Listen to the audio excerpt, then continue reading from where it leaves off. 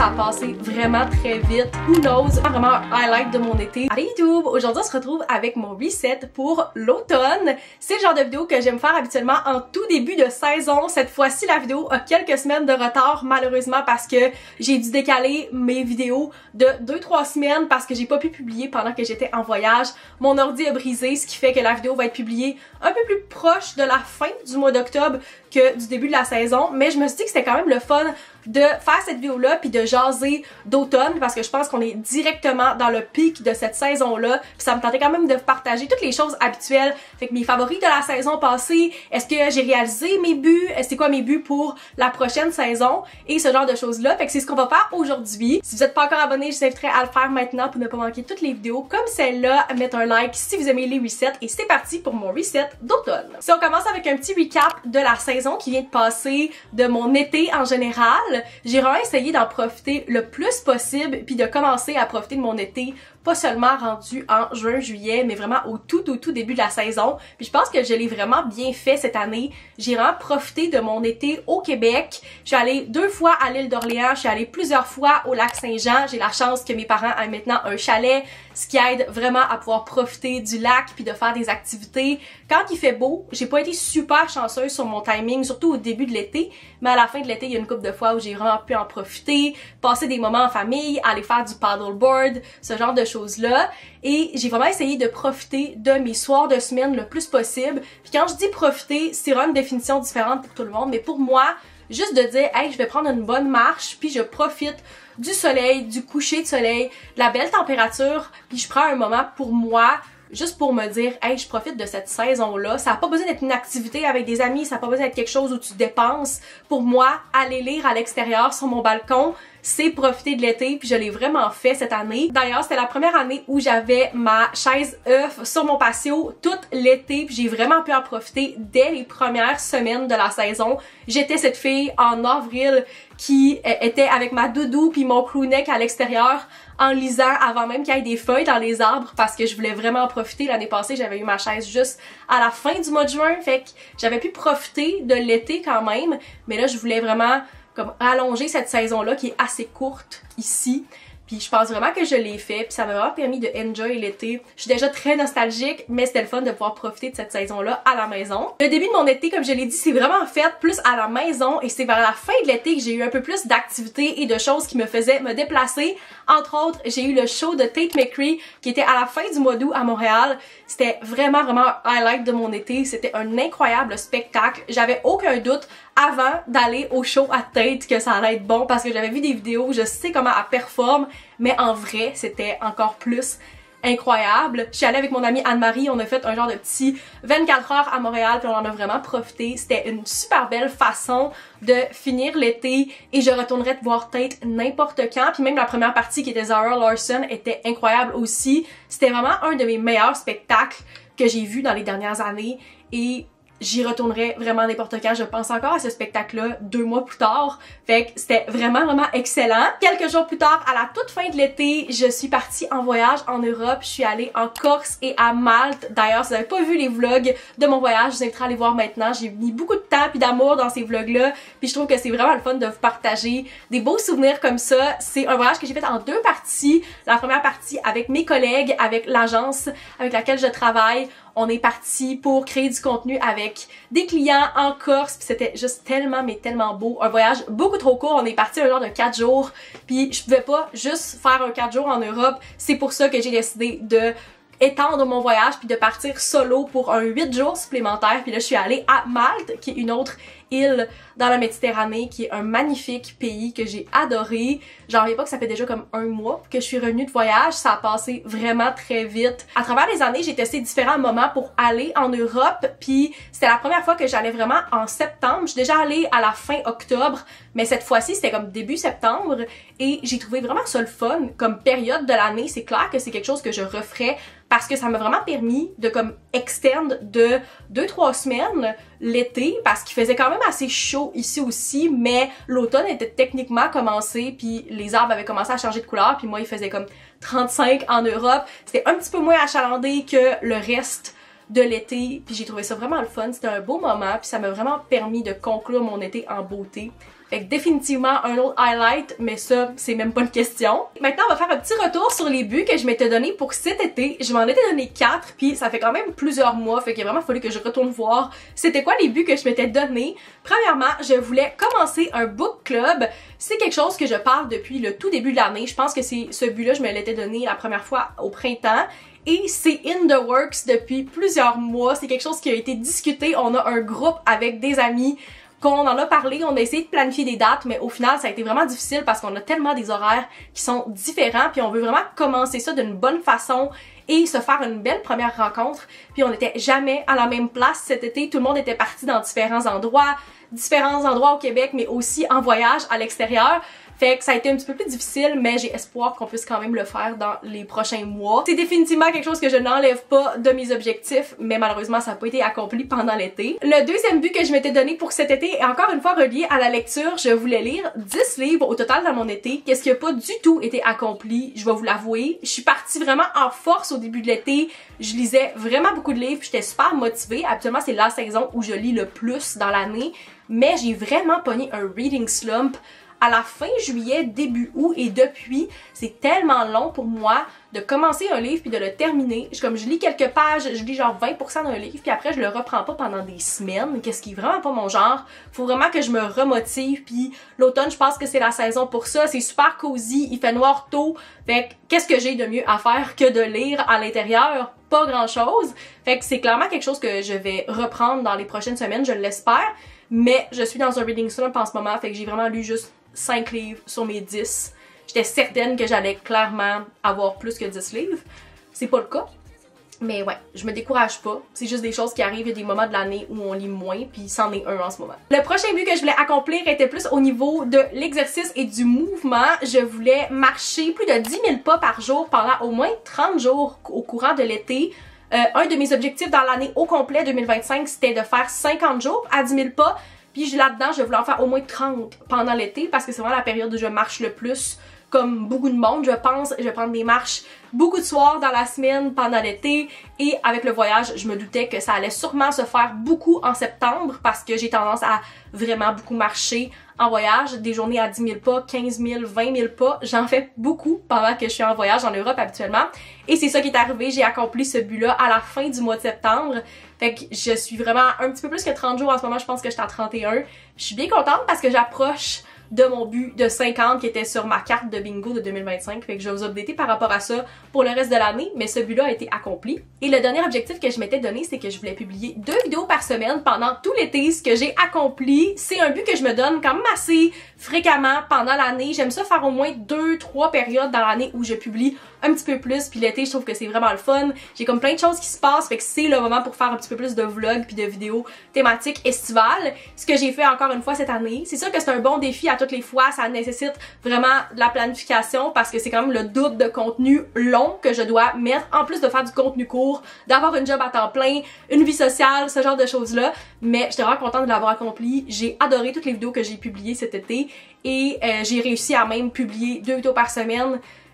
Tout le mois d'octobre aussi. Ben le mois d'octobre n'est pas terminé encore, mais c'est ce que je fais en ce moment. Fait que j'ai même extend de cette période-là de comme plusieurs mois. Je suis bien contente d'avoir pu vous publier un petit peu plus de contenu encore une fois cet été et d'avoir réussi cet objectif-là. Maintenant, si on passe à la section favoris, je vous présente mes favoris du moment, qu'est-ce que j'ai vraiment aimé dans les dernières semaines, les derniers mois, que ce soit des favoris physiques, mais aussi tout ce qui est comme divertissement. Fait que premièrement, au niveau mode, ce sont mes nouvelles lunettes de soleil qui se sont vraiment démarquées pour moi. Je les adore. Elles viennent de la lunetterie Bellan. J'ai l'impression qu'on les voit pas super bien ici, mais si vous me suivez sur Instagram, vous les avez clairement vues dans toutes mes stories et mes posts depuis la fin de l'été. En fait, depuis que je suis allée les récupérer à la lunetterie, je les adore. Au tout début de l'été, j'avais assisté à un événement de la lunetterie Bellan pour le lancement de cette collection-là. Puis c'est vraiment ce modèle-là qui était ressorti pour moi. J'ai pris des photos avec pendant l'événement, puis j'y ai pas trop pensé pendant une couple de semaines parce que j'ai vraiment procrastiné de me rendre à la lunetterie. Puis finalement, quand j'ai rechecké mes photos, c'était le même modèle que j'avais noté en coup de cœur. Fait que je suis quand même restée constante dans mes choix. Pour vrai, je les adore. Ils font vraiment, vraiment bien. Je trouve que la grosseur est comme parfaite pour mon visage. J'aime vraiment le fait que c'est comme un petit motif tortoise. Je les ai essayés avec les opticiens là-bas, puis ils m'ont vraiment confirmé que c'était comme la meilleure teinte pour moi, la meilleure grosseur. Je suis vraiment contente d'avoir pu les choisir avec des vrais professionnels. Moi, je les ai pris en lunettes de soleil polarisées, mais elles se font aussi en lunettes régulières. Et vous pouvez aussi avoir de la prescription dans votre monture. Moi, je les ai pris sans prescription parce que je porte constamment mes verres de contact, mais je les adore. Si jamais ça vous intéresse, je vais vous mettre le lien vers cette paire-là dans la description et je pense que j'ai encore un code avec eux aussi. Fait que tout ça va se trouver dans la description si ça vous intéresse. Next, au niveau du skincare, c'est assez rare que je change des produits dans ma routine quand j'ai une routine qui fonctionne bien pour moi parce que j'ai une peau super sensible. Fait que c'est assez rare que j'ajoute des nouveautés, mais Omi a lancé il y a quelques semaines leur nouveau nettoyant qui est le gel nettoyant purifiant et c'est vraiment une texture gel que ce que je trouve vraiment intriguant. Puis je l'ai essayé parce que j'adore les produits Omi puis je sais qu'ils font pas réagir ma peau et depuis je l'utilise à tous les jours. J'ai déjà passé comme le quart de la bouteille. Je l'aime vraiment beaucoup, c'est quand même doux mais full efficace aussi. J'adore les produits Omi, fait qu'encore une fois je vais vous mettre le lien vers ce nettoyant là dans la description ainsi que mon code affilié si vous voulez avoir un rabais sur votre commande Omi. Une marque que j'adore puis une belle nouveauté que j'ai intégrée dans ma routine depuis comme le milieu de l'été. Et pour le reste de mes favoris, on n'est pas dans des choses physiques, mais bien toutes des choses en lien avec le divertissement que je ne peux pas avoir dans mes mains avec moi. Premièrement, j'en ai parlé tantôt, mais un de mes highlights cet été, c'était le show de Tate McRae et évidemment pour me préparer au spectacle, j'ai beaucoup écouté l'album So Close to What que j'ai adoré, mais juste après qu'on soit allé voir en spectacle, Tate, elle a sorti une nouvelle chanson, Tit for Tat, qui est un genre de diss track sur son ex que j'ai complètement adoré. Vraiment, vraiment une bonne chanson, ça se danse bien. Pour vrai, tout ce que Tate sort, I Eat It Up, j'adore ses chansons et cette chanson-là ne fait pas exception, mais tout l'album au complet, je l'ai vraiment écouté avant et après le spectacle et c'est encore dans mes oreilles. Même si ça fait des mois et même je pense que ça fait presque 1 an que l'album est sorti. Au niveau musical, il y a aussi l'album Men's Best Friend de Sabrina Carpenter qui est sorti à la fin du mois d'août mais que j'ai vraiment écouté pendant que j'étais en voyage, qui était un gros favori pour moi. C'est l'album qui était dans mes oreilles tout le long de mon voyage, surtout quand j'étais à Malte. Maintenant j'écoute les chansons puis j'associe avec comme des paysages que j'ai vus là-bas. Finalement au niveau série, il y en a vraiment 2 qui sont ressortis pour moi et que je binge en alternance depuis plusieurs semaines. La première, j'en ai déjà parlé dans les vlogs, c'est Survivor. J'ai commencé la toute première saison de Survivor US au mois d'août, quelque chose comme ça, et je suis maintenant à la saison 9. Ça me prend à peu près 2-3 jours pour binge une saison quand je m'y mets. Il y a vraiment quelque chose de comme super dramatique, puis de juste très raw, surtout les premières saisons, quand ils savent pas trop comment ça marche, ils apprennent à comme faire des stratégies parce que ce sont les premiers à le faire. Je trouve que c'est juste vraiment bon, puis d'avoir comme la genèse de Survivor avant d'écouter comme d'autres spin-offs, Survivor Québec, ce genre de choses-là. Je trouve que c'est le fun de commencer comme à la saison 1 et ça fait que j'ai beaucoup de saisons que je vais pouvoir binge dans les prochains mois. Donc j'adore ça. Et l'autre série que je binge religieusement depuis que je suis revenue de voyage, c'est Will and Grace. J'en reviens pas que j'avais pas écouté Will and Grace avant parce que premièrement c'est un sitcom et j'adore les sitcoms. Ça me prend tout le temps quelque chose à écouter de comme drôle pendant que je cuisine, pendant que je mange le soir. Et c'est une série LGBTQ+, c'est vraiment une des séries qui a été reconnue aux États-Unis pour avoir vraiment fait un changement au niveau comme de la vision de la communauté puis qui a vraiment eu un impact là-dessus. Juste avant qu'on ait comme vraiment d'autres représentations. Évidemment, c'est une série qui a commencé à la fin des années 90, donc il y a des choses au niveau de la représentation qui seraient sûrement différentes si la série était vraiment refaite aujourd'hui. D'ailleurs, ils ont fait un reboot à la fin des années 2010, genre de 2017 à 2020, quelque chose comme ça, que j'ai pas écouté encore, je suis pas rendue là, mais j'ai hâte de voir comment ils ont géré le reboot versus la première série, mais c'est quand même très bon, ça me fait vraiment rire et les personnages sont juste incroyables. Fait que je le recommande si vous l'avez pas encore écouté, je l'écoute sur CTV gratuitement, même pas besoin d'avoir du streaming.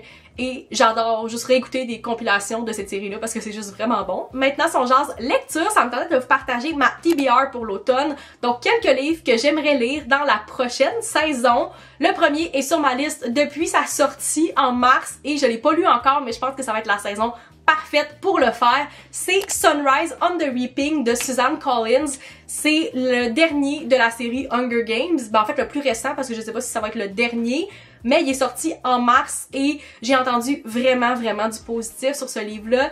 Le film va sortir en novembre l'année prochaine puis j'ai déjà hâte. J'entends vraiment du positif et je dodge les spoilers depuis plus que 6 mois, fait que j'ai juste vraiment hâte de le lire. Mon amie Charlotte l'a lu récemment, puis j'ai hâte d'en jaser avec elle, fait que c'est clairement quelque chose que je vais pouvoir lire dans les prochaines semaines. Les deux autres livres, je les ai pas avec moi parce que j'ai l'intention de les lire sur ma Kobo. Le premier, c'est The Dead Romantics de Ashley Poston. J'ai lu beaucoup des livres de Ashley Poston. Je pense que le seul que j'ai pas lu, c'est son tout dernier et The Dead Romantics. Et je sais pas pourquoi, comme dans ma tête, je l'associe avec l'automne. Je sais même pas c'est quoi l'histoire. Je pense qu'il y a une affaire de fantôme là-dedans, c'est peut-être pour ça que j'ai l'intention de le lire pendant l'automne, mais je sais pas, je trouve que c'est comme la vibe. L'année passée, pendant l'hiver, j'ai lu ces autres livres, puis je trouvais que c'était comme parfait pour la saison. Fait que c'est un des livres qui est sur ma liste en ce moment. Et le dernier livre sur ma TBR, c'est Main Characters de Hannah Orenstein. C'est un livre qui se passe dans un chalet, si je me trompe pas, puis je pense que c'est plus été comme histoire, mais je sais pas pourquoi j'associe vraiment un chalet comme ça, puis la couverture fait vraiment automne, fait que j'ai l'intention de le lire pendant l'automne. Je trouve que c'est vraiment une vibe pour ça, puis ça se passe dans le Maine comme ça le dit dans le nom. Fait que bien hâte de lire ça dans les prochaines semaines. C'est les 3 que je mets sur ma liste, mais si je suis capable d'en lire un petit peu plus que ça serait vraiment nice aussi. Et pour la dernière section de la vidéo, on va jaser des buts que je me donne pour le reste de l'automne, parce que l'automne est comme déjà entamé, fait que je me garde des buts qui sont assez réalistes. Premièrement, je veux lire 3 livres, c'est vraiment le minimum que je me donne. Je pense que c'est réaliste. Si je me sors de mon reading slump, c'est quelque chose que je peux facilement faire en quelques semaines. Je pense que c'est un but réaliste, mais aussi un beau petit défi en même temps parce que ça me laisse quand même une période assez courte. Là, habituellement, le prochain reset, je devrais le filmer comme au début du mois de décembre. Fait que ça me laisse 1 mois et quelques pour lire 3 livres. Je pense que ça se fait. Puis j'en ai 3 sur ma TBR en ce moment. Fait que ça pourrait être un très bon point de départ. Le deuxième but que je me donne, c'est que je veux continuer à bouger. Ça inclut aller au Pilates 2 fois par mois, reprendre cette routine-là d'aller 2 fois dans le mois au Pilates et aussi de continuer à marcher. Est-ce que ça va être par des marches à l'extérieur? Est-ce que je vais déjà retourner marcher à l'intérieur sur le tapis comme je le fais pendant l'hiver? Who knows? Je veux juste continuer à bouger et ne pas redevenir sédentaire malgré le fait qu'on a changé de saison puis qu'il fait un petit peu plus froid et noir de bonne heure. Et le dernier but que je me donne pour la saison, c'est que je veux publier de façon constante sur TikTok. C'est un but qui revient constamment depuis 1 an dans mes resets parce que je suis très bonne pour faire des cycles où je suis full constante sur TikTok puis après ne pas être là pendant comme 1 ou 2 mois. Et en ce moment, je suis dans cette période-là. J'ai vraiment priorisé de faire beaucoup de contenu YouTube dans les dernières semaines, ce qui a fait que j'ai un peu délaissé TikTok, mais j'ai plein d'idées, plein de contenus que je veux faire sur cette plateforme-là. Fait que si vous ne suivez pas encore sur TikTok, je me fais un petit self-plug, c'est le temps d'aller vous abonner. Je publie plein de vidéos le fun, des contenus que vous voyez pas nécessairement ici, les journées où je vlog pas, des deep dives un peu plus, des vidéos lecture. Fait que si c'est le genre de choses qui vous intéressent, je vous inviterai à aller vous abonner là-dessus aussi. C'est ce qui conclut les buts que je me donne pour l'automne et la vidéo reset. J'espère que vous avez apprécié malgré le fait que la vidéo est un petit peu plus tard dans la saison. Si c'est le cas, n'hésitez pas à mettre un like, à me dire dans les commentaires c'est quoi votre but que vous donnez pour l'automne, à vous abonner si c'est pas encore fait et on se retrouve dans une prochaine vidéo. Bye!